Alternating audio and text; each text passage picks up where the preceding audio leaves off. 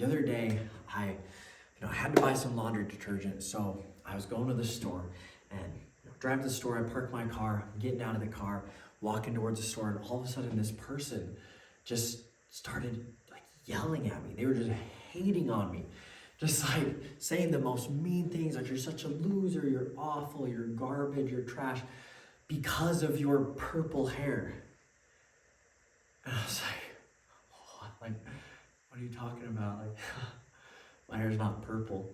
And they were just like saying the most horrible things about me, things that would be so awful if I believed them, right?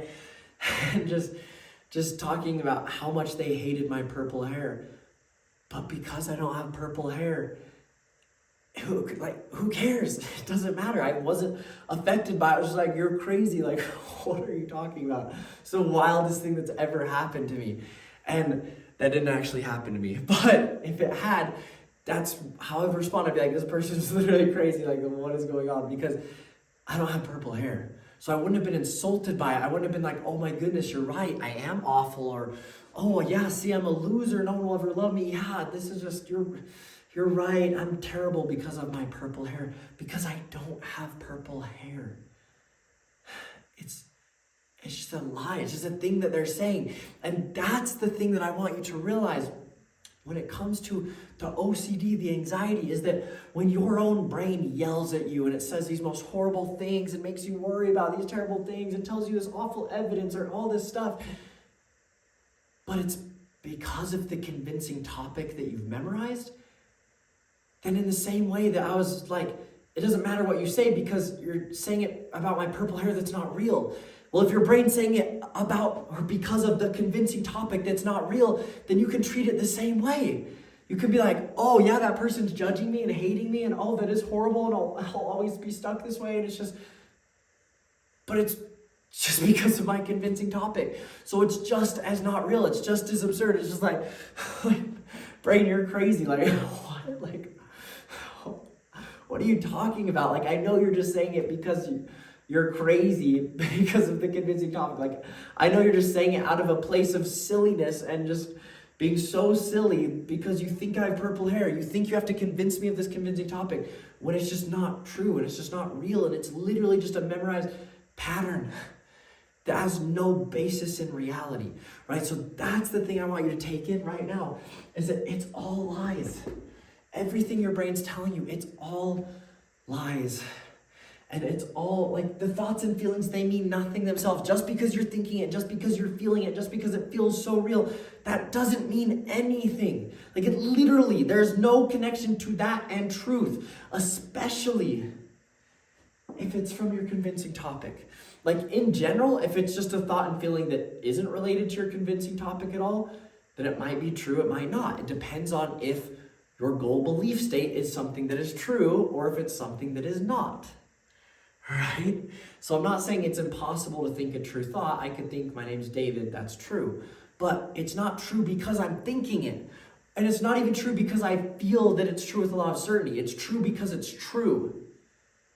So because my goal belief state is to be true and accurate about my name and that my name is David and that is true, then because of that, the thoughts and feelings I have about my name being David are going to be true because they're based in a true goal belief state. But thoughts and feelings themselves mean nothing. And especially if it comes from your convincing topic, if it's a thought and feeling or evidence or an experience or event or whatever that is proving your convincing topic true, then you know it's a lie because you know it's just your brain is set on proving that no matter what happens. Like, you could literally be loved by every single person alive, like the most loved. You could be every single person that's ever lived's favorite person of all time. And if you had the convincing topic of I'm not good enough to be loved, then your brain would still convince you of that. And it would still make that seem like the realest thing in the world to you.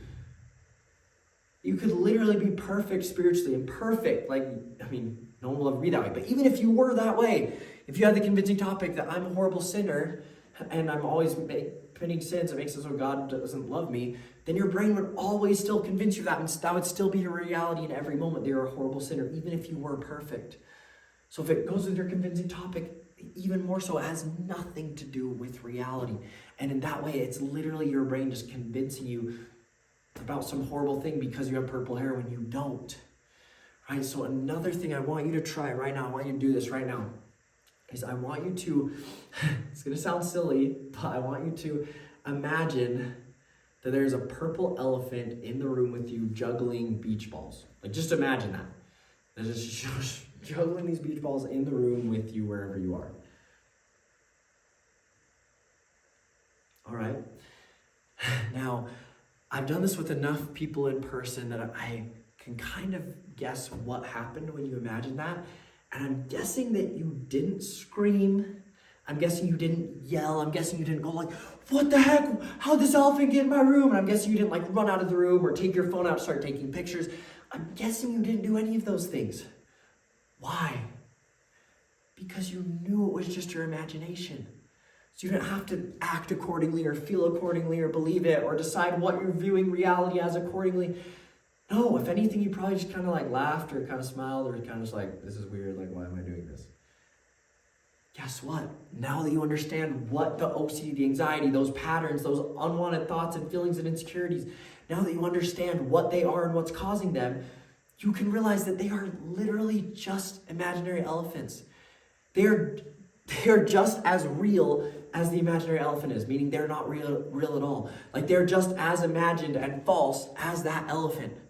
So you can treat them accordingly, and you can literally turn them into imaginary elephants. And when that horrible thought comes in your mind, you can go like, so, and like, nice elephant brain, that's a cool imagination. Great. And oh, this is kind of weird that my brain's imagining this.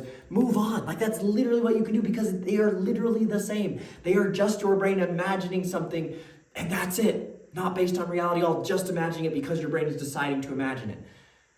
So all of your most horrible, scary, whatever thoughts are literally just imaginary elephants. And you might be saying, okay, well, the feeling's the hardest part, right? It feels so real. But here's the thing. Once you understand what's causing your feeling, that it's literally just your brain trying to make you feel something to protect you from something that's not even real, something you've just memorized, convincing yourself of, then right now, if you wanted to, could you feel yourself wearing your shirt? Like, could you feel it on your arms or on your shoulders, on your stomach? Like, could you feel your shirt if you wanted to? Could you feel that physical sensation? Yeah, but do you ever? No, because it doesn't matter. Yes, the feeling is there, but because it's so insignificant, your brain discards it. It's not even a thing. Well, that's the exact same way as that feeling. Yes, you might be feeling the feeling. The feeling might be a real feeling as far as that chemical is actually being released inside of you of the fear, the anxiety, the shame. But it's just as insignificant as wearing a shirt, meaning it has no impact on your life. The fact you can feel it doesn't mean anything about your reality or about who you are, or what you're going to do. Like, it's literally just like a feeling that is there that, yeah, you could notice, but who cares if you do or not? And at least the feeling of your shirt is based on something that's true, that you are wearing a shirt. That is true, so because of it, you can feel it. But your feeling from the convincing topic, from the fear, the insecurity, it is literally from something that's not true. So it's even less real than you feeling your shirt. It's as if right now you imagine how it would feel wearing a shirt made out of nails. Oh, that would feel painful. Cool. But who cares if you can imagine that feeling? Who cares if you can feel the feeling from your nail shirt when it's not there? Like, just who cares if you're feeling that or imagining that feeling? Like, it doesn't mean anything. That's how the feeling is. Like, yes, the feeling might be there. It might feel real or be real chemicals, but that's all it is. What it's based from, the reason you're feeling it is from a lie. So the feeling itself is a lie if it comes from anything from your convincing topic. And feelings in general don't really mean anything. They just mean whatever your goal belief state is, which might be true, might not. Might be something you want, might not. So all of your emotions are just uncomfortable shirts, or really imagined uncomfortable shirts, an uncomfortable shirt you're not even wearing, right? So from now on, all of your thoughts, all of your feelings, they're just imaginary elephants and uncomfortable shirts. That is it. And that is the truth of it. It's not just, oh, this kind of a cool way you can think about it. That is the truth. Like, that is the actual truth of how real the OCD, the anxiety, the pattern thoughts and feelings are. Is that real? As real as the imaginary elephant and the imaginary nail shirt. Like, that's it. That's it. That is it. Like, that is actually how real those thoughts and feelings, OCD, the anxiety, the patterns, that is actually how real or how not real they are. Is as real as an imaginary elephant and the feeling of a shirt, or the feeling of a shirt made out of nails that's not even there. Like, that is the truth of it. That is the reality of it. Right? It's just the purple hair. It's not real. So who cares what it tells you? It literally has no significance. But the thing is, you knowing and you understanding that your brain is lying to you doesn't matter at all. It doesn't mean anything. Because you probably already know that your brain's lying. Deep down, you probably already understand it's lying to you. And if not, then great. This is a good thing to understand. But understanding, it won't do that much. Unless if you also internalize it. You've got to understand it and know that it's a lie, which hopefully now it's like, yeah, wow, that is crazy. That really is a lie. But now you've got to internalize it. You've got to actually take that in. Sadie Robertson Huff, I love listening to her speeches. She's more like religious. But one time she talked about how there are so many things that we understand, that we know. But do we internalize them? Because if we internalized it, it would change everything. Because you could know, you could understand that your brain's lying to you and that all the OCD and anxiety and all these patterns, it's just lies. It's just things your brain's imagining up, trying to trick you, trying to lie to you, trying to deceive you, to make you scared and convinced of this lie.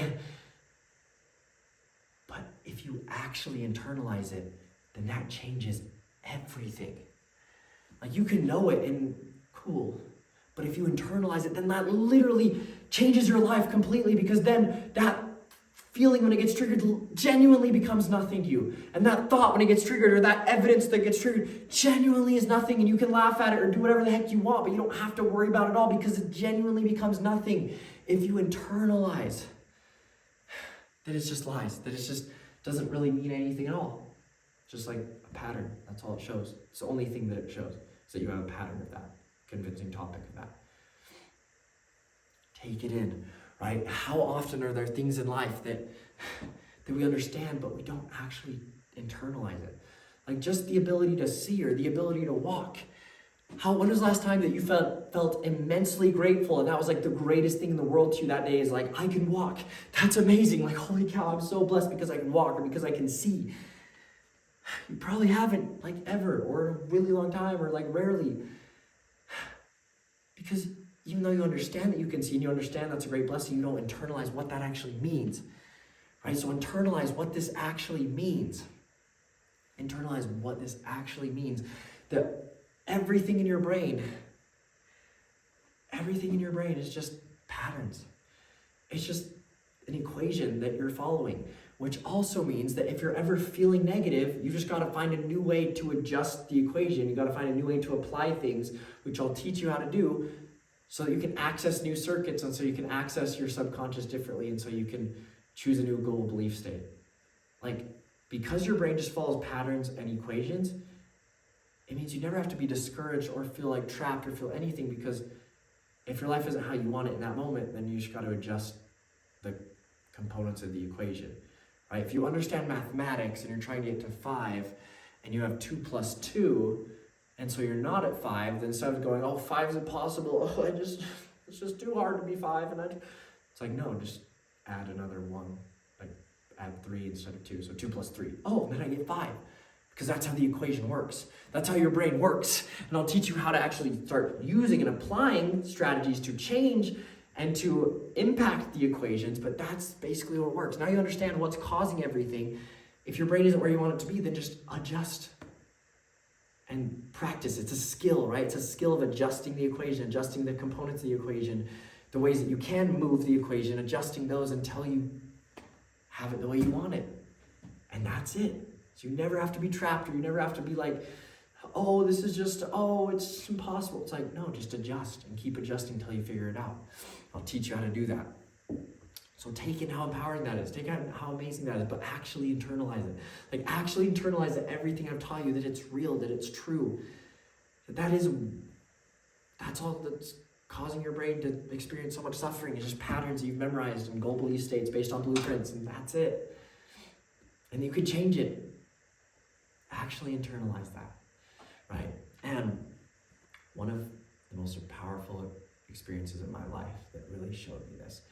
And this story was before I started my healing journey. It was while I was still really struggling, but this moment kind of started opening the door to healing. And this was an experience I could recall and go back to, and that I did rely on so many times to give me power over my thoughts and feelings. It during that time in my life when I was having all the panic attacks, and the religious OCD was really bad, of like always feeling like, oh, I'm this awful sinner because I made this mistake, and what about this thing that I have to be more perfect of, or what about this thing I have to be more righteous in? And there was a religious leader at the time that I kept going to, and I'd share these fears, these concerns, these worries, and about maybe the fifth or sixth time of going to him with a new fear, a new thing I was worried about, I could tell he was kind of frustrated, or he didn't really know what to do because he didn't understand how my brain worked, of the patterns and all that. So he was just coming at it from a religious perspective, but he was just like, David. And the thing that he said to me, I'll never forget because it was so life-changing, and he probably doesn't even remember what he said at all, but it changed my life forever, and I know it can change yours, because he looked me in the eyes and he said, David, when are you going to stop listening to the lies from Satan? When are you going to stop listening to the lies? Boom! That just hit me right to the heart, because the thing that I realized in that moment is that he didn't say, David, you need to understand this specific fear you came to me with this time, it's a lie. David, you need to know that this is a lie for these reasons and this proof. No, he just said, David, when are you going to stop listening to the lies? Because that's when I realized everything I had come to him with, all the fears, all the worries, it was all lies. Every time, completely, it was all lies. Because it was all coming from the same convincing topic. At the time, I didn't know about that concept, but still, I realized everything I've gone to him with, it's all a lie. So I don't have to sit and prove it or do anything with that thought or that evidence or that feeling. No, if it's coming from the convincing topic, if it's coming from that place, then it's a lie. And I don't need to do anything with it other than just remind myself and actually internalize that it is a lie. Because it is, it's nothing. And so in that moment, I was able to internalize, I was able to actually take it in. These are actually all lies. And that's when things started changing for me. That's when for the rest of my life after that, I could recognize anything that comes from the place of, I'm a horrible sinner and I need to feel all the shame and feel horrible and beat myself up. I don't care for it because it's a lie. I don't care if I can prove it. I don't care if there's a scripture that kind of maybe says I do need to be condemned in that way based on this lens that I'm seeing it through. Or I don't care about any of those, the evidence my brain gives me or anything or how I'm feeling. No. If it comes from that place, I don't care for it. It's a lie. Every time, it always is. Because it's coming from that place. And I use that for so many different the topics to overcome them. I remember with anxiety as a whole, I was like, anything that brings this anxiety and fear of I have to, I don't care for it. Because it's all coming from that same place. It's all coming from that convincing topic of trying to convince me that I have to feel this emotion and I have to protect myself from this danger in order to be good enough. I don't care for it. So anything that brings that anxiety, I don't have to disprove it. I don't have to get rid of the emotion. I don't have to somehow solve it or somehow change it. I can just remind myself and actually internalize it's nothing. It doesn't mean anything. It's literally just a feeling from a pattern I memorized that has no reflection of truth or not. It's just like a thing happening. So I don't care for it. I choose to live my life not that way. And that's what you can do for all of your convincing topics. That's what you can do with all of the anxiety, the OCD, the fear, the shame, all of that is just internalize right now. It's nothing. It's purple hair. It's imaginary elephants. It's just an uncomfortable shirt. And truly it is nothing. It's just a natural response to a pattern, to a convincing topic that's not true, something you've memorized. So take that in, make that real, and actually ask yourself, how does this change my life? How does this change everything? Knowing this now and internalizing, taking this in now of the reality of this and what it means. Take that in, take it into your soul, take it into your heart. If you are ready to internalize that and to live your life according to that from now on, no matter what thoughts and feelings get triggered and try to tell you otherwise, you can now trust and internalize the truth. that it's all based not out of truth. If you're ready to decide that and take that in, say yes. Say yes. Let's go.